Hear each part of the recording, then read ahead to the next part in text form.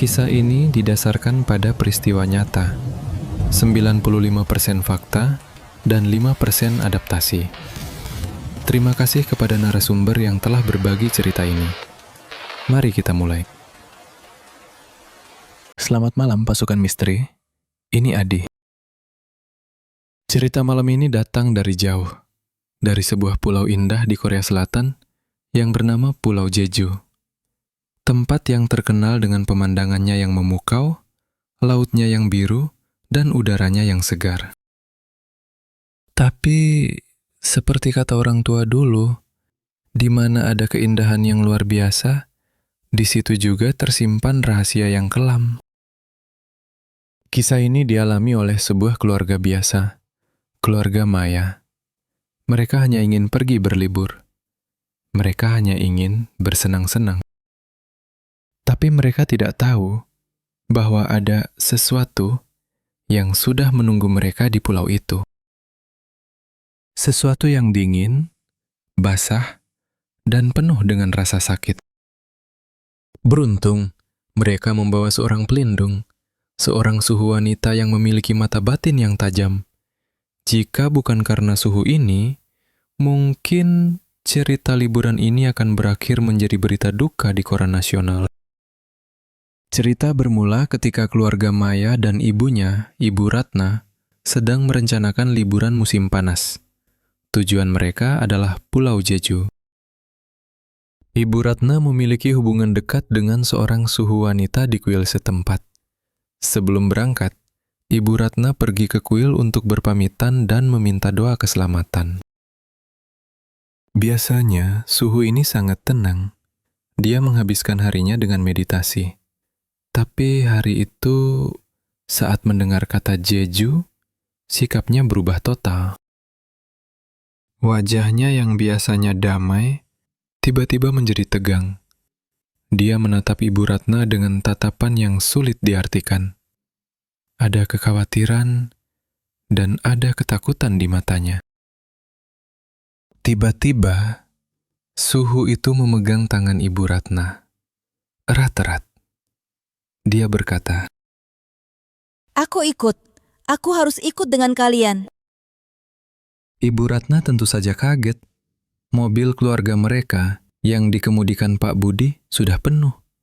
Tapi suhu itu bersikeras. Dia tidak mau mendengar alasan. "Jangan tanya kenapa. Pokoknya aku harus ada di dalam mobil itu. Kalau aku tidak ikut, kalian jangan pergi." Melihat keseriusan di wajah sang suhu, akhirnya Pak Budi setuju. Mereka berangkat berenam, berdesak-desakan di dalam mobil sedan keluarga. Saat mereka menaiki kapal feri besar untuk menyeberang ke Pulau Jeju, suasana mulai berubah. Maya melihat suhu itu berdiri diam di pinggir pagar pembatas kapal. Matanya tidak melihat ke arah langit biru.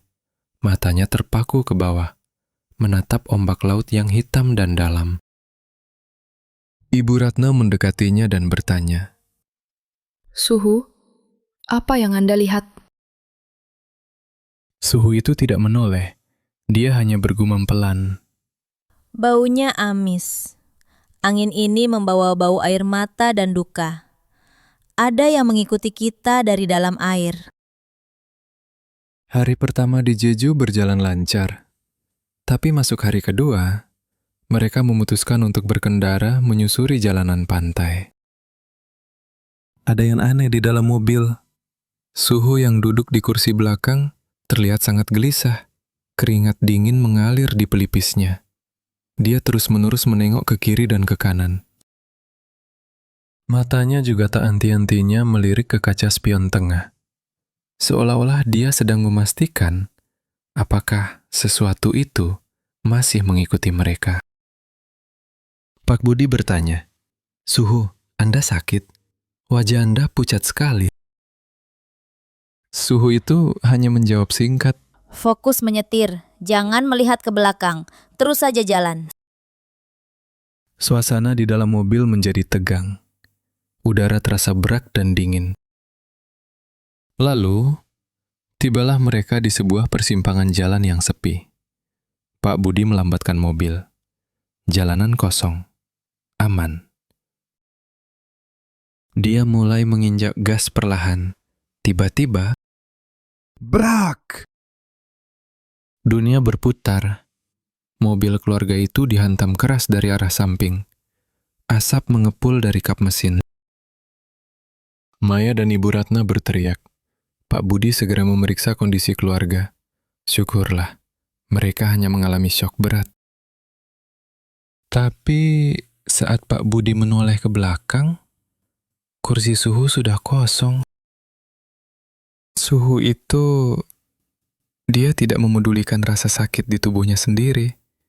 Dia sudah melompat keluar dan berlari kencang ke arah mobil yang menabrak mereka. Maya melihat dari jendela yang retak. Dia melihat Suhu itu berdiri di depan mobil penabrak, berteriak marah pada sesuatu yang tidak terlihat. Pengemudi mobil itu perlahan keluar. Dia adalah Pak Joko, seorang warga lokal. Wajahnya pucat pasi, tubuhnya gemetar hebat. Pak Joko berlutut di aspal, menangis. Maafkan saya. Maafkan saya. Demi Tuhan, saya tidak melihat mobil Bapak. Jalanan tadi kosong. Tiba-tiba saja, semuanya menjadi gelap gulita.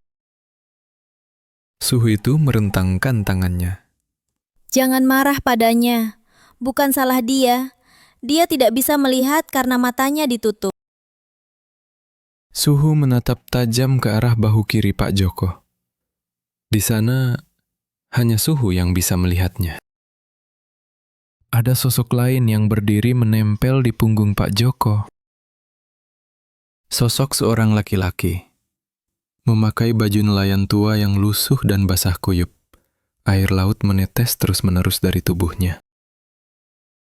Tubuh sosok itu bengkak. Kulitnya putih pucat kebiruan, seperti seseorang yang sudah terendam di dasar laut yang dingin selama berhari-hari. Dan di bagian kepalanya, terlihat ada luka gelap yang dalam. Darah kental bercampur air laut mengalir dari sana, menutupi sebagian wajahnya. Sosok hantu nelayan itulah yang menggunakan kedua telapak tangannya yang dingin, basah dan bengkak untuk menutup kedua mata Pak Joko. Suhu itu berbicara pada hantu itu dengan belas kasih. Kenapa kau lakukan ini? Orang-orang ini tidak tahu apa-apa. Sosok hantu itu perlahan mengangkat wajahnya. Dia membuka mulutnya, dan suara yang keluar terdengar seperti orang yang sedang tenggelam. Tolong aku. Dia tidak mendengarku. Dingin. Di sini dingin. Sakit. Ternyata hantu itu tidak berniat membunuh. Dia hanya ingin didengar. Dia terpaksa membuat kekacauan agar ada seseorang yang mengerti datang untuk menolongnya. Suhu itu bertanya pada Pak Joko. Pak Joko, apakah Bapak mengenal seseorang yang hilang di laut baru-baru ini? Pak Joko terkejut setengah mati. Teman saya, Dimas. Dia hilang seminggu yang lalu saat kami melaut. Polisi bilang dia terpeleset jatuh. Suhu menggeleng pelan. Dia tidak terpeleset. Dia didorong. Dia dipukul di kepala oleh seseorang yang dia percaya. Hantu Dimas adalah korban pembunuhan. Pelakunya adalah rekan mereka yang lain, Andi, karena masalah hutang. Arwah Dimas menempel pada sahabat baiknya, Pak Joko, berharap kebenaran terungkap. Tapi Pak Joko tidak peka, sehingga Dimas semakin putus asa. Berkat petunjuk Suhu, Pak Joko melapor ke polisi. Dan benar saja, di perahu milik Andi, polisi menemukan bekas darah. Andi akhirnya ditangkap. Malam itu juga, di pinggir pantai Jeju, Suhu mengadakan doa. Maya melihat Suhu tersenyum ke arah laut yang gelap. Dia sudah pergi. Ombak sudah membawanya pulang. Itulah alasan kenapa Suhu memaksa ikut.